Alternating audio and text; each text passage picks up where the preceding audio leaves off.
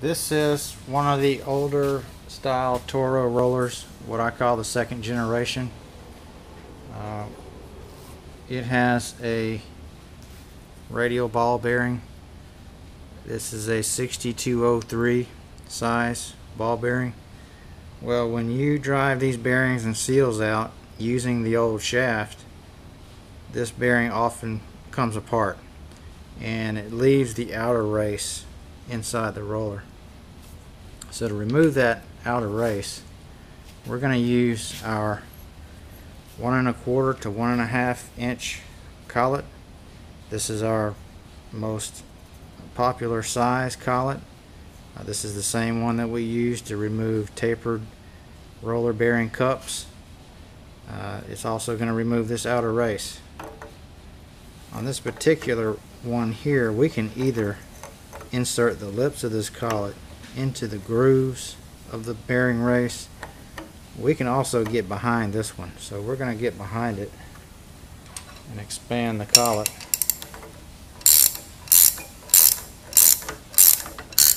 until it stops, and then back off just a tad,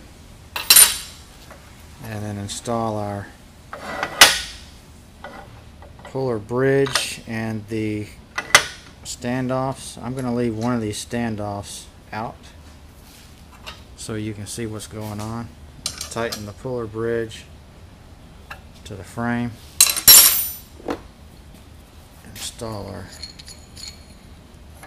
puller screw. Screw it in until it stops, and then back off about 1 turn. There. And then tighten our jacking screw.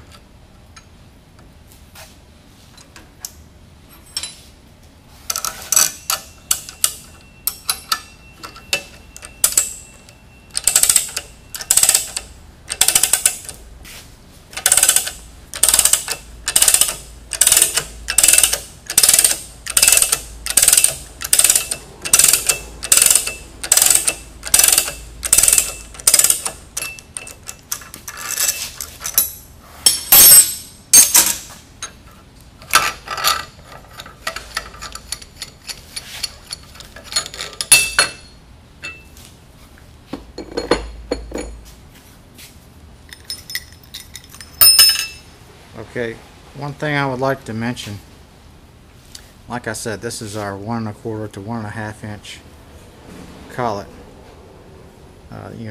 Like I said before, this also does the tapered roller bearing cups. This will also expand far enough to get into the grooves of this bearing, which is a bearing for the front rollers of the 4500Ds, etc. You know, those little short rollers. One thing I want to point out is that if you have the R&R roller puller system, this one here is a R226. This one is designed to pull the tapered bearing cups out. You slip it behind there and expand it, and it pulls this cup out.